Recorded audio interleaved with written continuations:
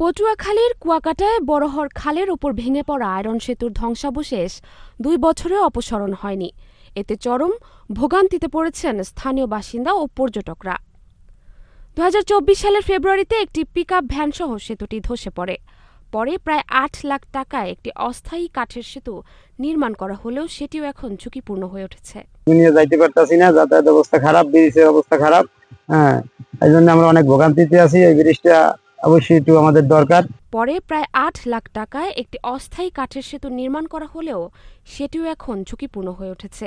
প্রতিদিন প্রায় ১০,০০০ মানুষ জীবনের ঝুঁকি নিয়ে পারাপার করছেন। স্থানীয়রা দ্রুত ধ্বংসাবশেষ অপসারণ ও নতুন টেকসই সেতু নির্মাণের দাবি জানিয়েছেন। এদিকে স্থানীয় সরকার প্রকৌশল অধিদপ্তর জানিয়েছেন, প্রস্তাবনা পাঠানো হয়েছে, বরাদ্দ পেলেই কাজ শুরু হবে। এখানে এসে দুষ্টমি করতে যেয়ে পা ওই ফাঁকে পড়ছে, পড়ার পরে অনেকখানি ছাল উঠে গেছে, আবার এরপরে আমার চিকিৎসা করতে হয়েছে আর কি। গাড়ি নিয়ে ভয় হয় যে যেহেতু এই ব্রিজটা নিয়ে আমি সরকার থেকে পক্ষ থেকে আমি আবেদন করছি যে এই ব্রিজটা যদি তাড়াতাড়ি হয়ে যায়। জাহারা জেবিন তন্নি, নাগরিক প্রতিদিন।